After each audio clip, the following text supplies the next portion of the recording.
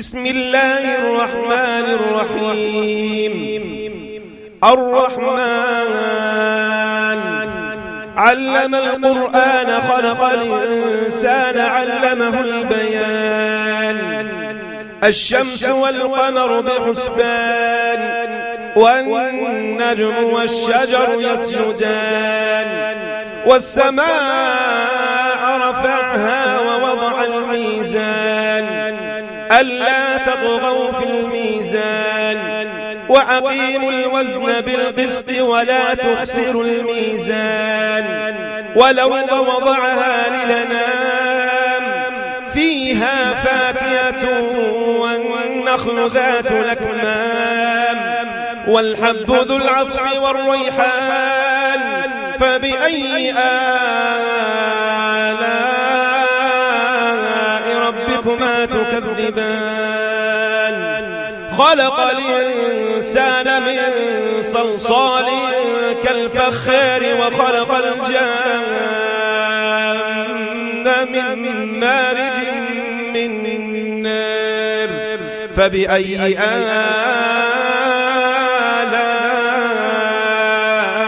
ربكما تكذبان. رب المشرقين ورب المغربين فبأي آلاء ربكما تكذبان. مرج البحرين يلتقيان بينهما برزخ لا يبغيان فبأي آلاء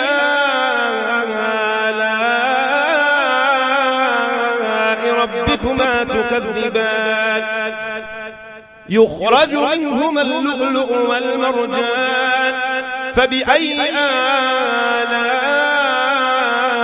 ربكما تكذبان. وله الجوار المنشآت في البحر كالأعلام فبأي آلاء ربكما تكذبان. كل من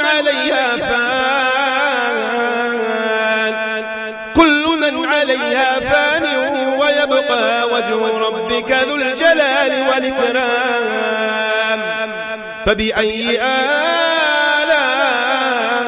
ربكما تكذبان. يسأله من في السماوات والأرض كل يوم هو في شأن فبأي آلاء ربكما تكذبان. سنفرغ لكم أيها الثقلان فبأي آلاء ربكما تكذبان. يا معشر الجن والإنس إن استطعتم أن تنفذوا من أقطار السماوات والأرض فانفذوا لا تنفذون إلا بسلطان فبأي آلاء ربكما تكذبان. يرسل عليكما شواظ من نار ونحاس فلا تنتصران فبأي آلاء ربكما تكذبان. فإذا انشقت السماء فكانت وردة كالدهان فبأي آلاء ربكما تكذبان. فيومئذ لا يسأل عن ذنبه إنس ولا جان فبأي آلاء ربكما تكذبان. يعرف المجرمون بسيماهم فيؤخذ بالنواصي والأقدام فبأي آلاء ربكما تكذبان.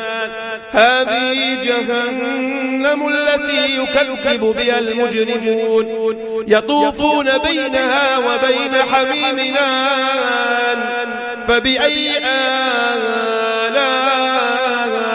ربكما تكذبان ولمن خاف مقام ربه جنتان فبأي آلاء ربكما تكذبان ذواتا أفنان فبأي آلاء ربكما تكذبان فيهما عينان تجريان فبأي آلاء ربكما تكذبان فيهما من كل فاكهة زوجان فبأي آلاء ربكما تكذبان متكئين على فرش بطائنها من استبرق وجنى الجنتين دان فبأي آلاء ربكما تكذبان فيهن قاصرات الطرف لم يطمثهن إنس قبلهم ولا جان فبأي آلاء ربكما تكذبان كأنهن الياقوت والمرجان